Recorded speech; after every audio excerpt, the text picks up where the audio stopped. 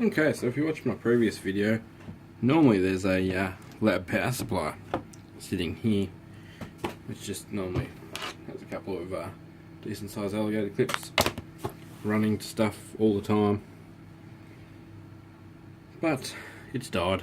So we need power for a few different things that I do on a day-to-day basis on this desk, one of which is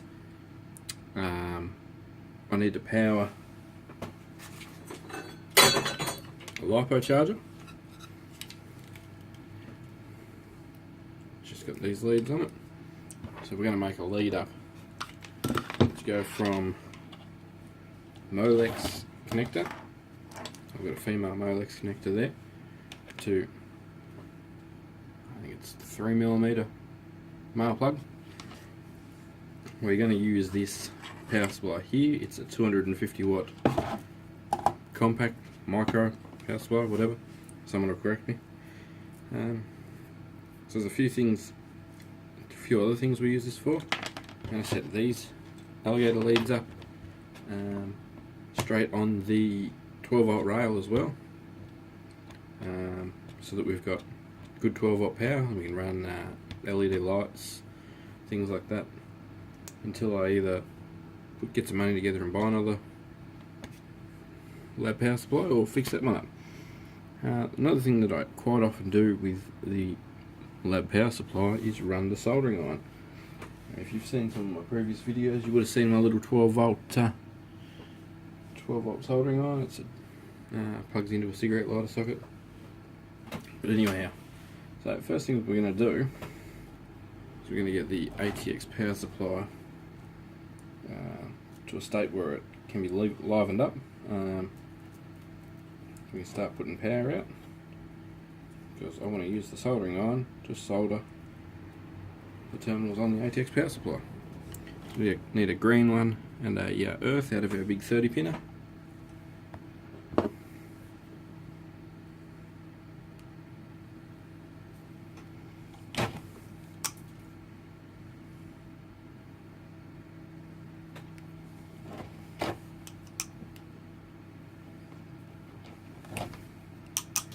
I'm going to leave these in a position where they can just be twisted together and untwisted as a switch. A bit rough, I understand, but you're not here watching a channel of DIY stuff expecting perfection, eh? Anyhow, we'll cut that 4-pin connector off. That 4-pin connector is quite often used to either power straight to motherboard to run CPUs and onboard GPUs with decent current, hence there's 4 cables coming into it. So we're going to use that for our alligator clip power. Our yellow power wires are 12 volt positive. Get them together.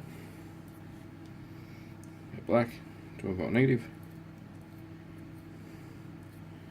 We're going to do the same quite simply here with our alligator clips, like so. We're just going to solder them up. So I'll just grab the soldering iron. So we just simply connect alligator clips to the cigar lighter cord of our soldering iron.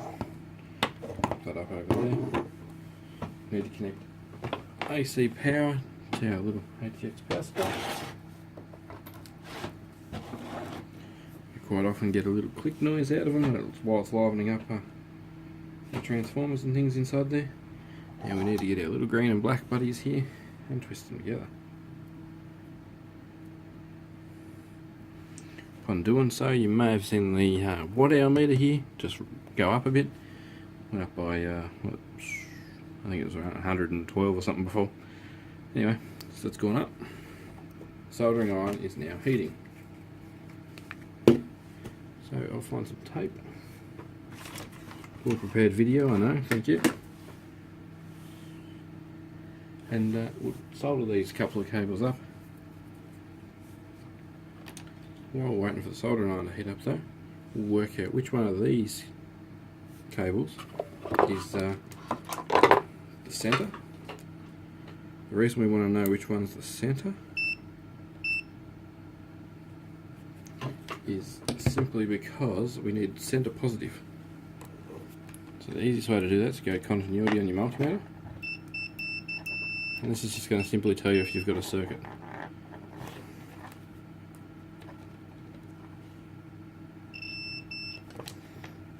So this one in my hand is the positive, which is our center. So we're going to go ahead and twist him onto a yellow here. There's a negative for the outer shell. Before we solder these up, we'll just confirm that again. Yellow, which is our 12 volt positive, which isn't live on the outside.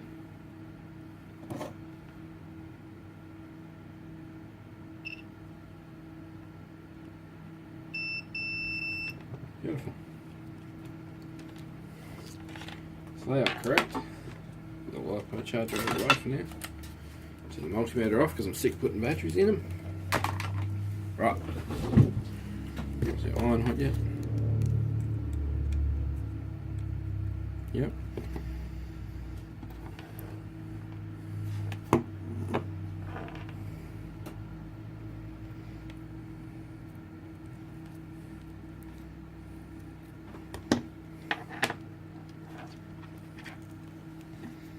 So solder these couple together down short and chop off the excess.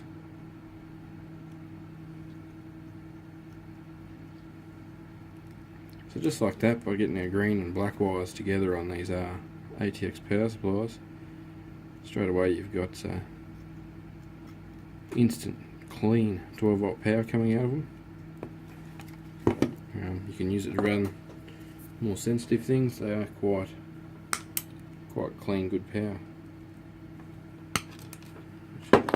Trim them up like so. Alright, found some tape.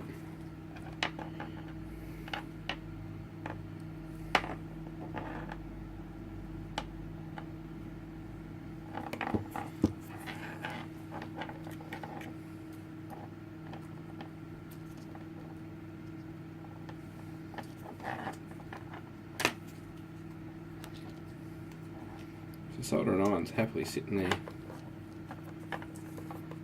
heating away. And this power supply itself, I think it said 18 volts off that, 18 amps off the 12 volt rail. It's quite a lot. A reasonably powerful power supply for something so small. It's 250 watts. When you consider that the lab power supply only puts out 5 amps at whatever voltage, it's a good thing to have on board. Yeah, so we got that patch cable, if you will, sorted. We've only left one Molex connector. I hope I'm saying that right. Molex connector on the loom of this PSU, because I don't believe I need any more than that.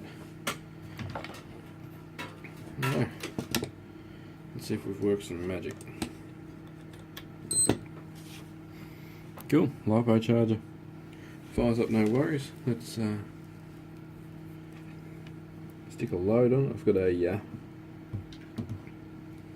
Milwaukee battery here. Reverse polarity, good job. Way to do it. Okay. Current all the way up. And 18.5 volts, so it's 5S.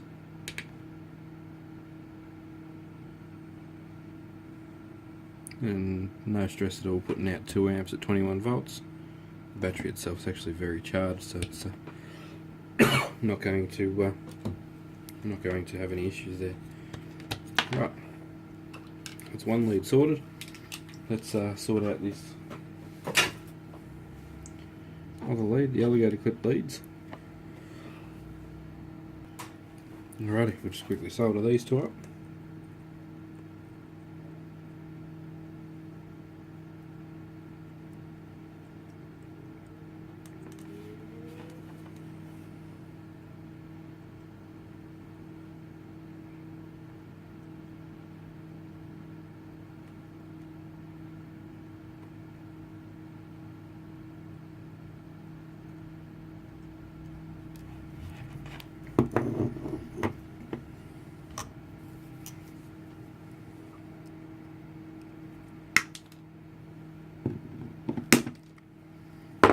Left a fair bit of meat on them just so that they've got a good join. Disconnect our solder iron again.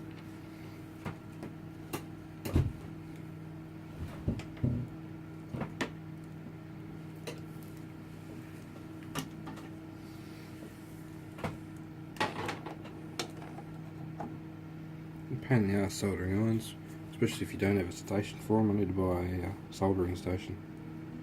Righto. Let's tape that up.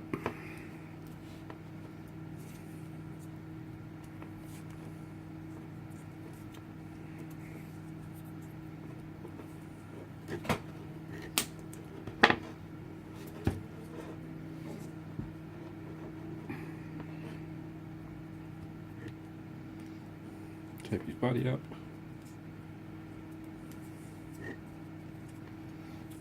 Now, one awesome thing about a ATX is if you short out positive and negative, you'll get a big spark because it'll capacitor discharge a great amount of energy in a short period of time, but it will cut out.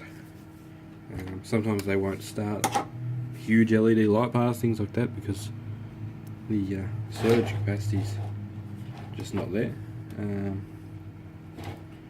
But as a safety thing, it's also not 100% a bad thing. I've got this LED light bar. It's a 24-inch, I think. Anyways, it pulls about 200 watts. We'll check that with the clamp meter. But, let's see if it'll start this.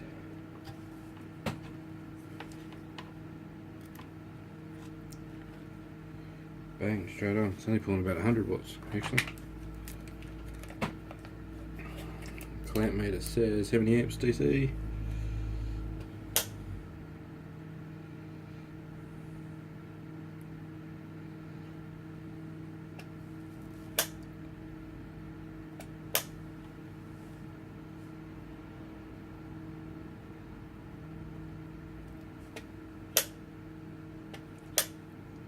And battery and multimeter's flat and the clamp meter won't work. Cool. Triple A's. We need some triple A's for the bloody. I'll find some of them.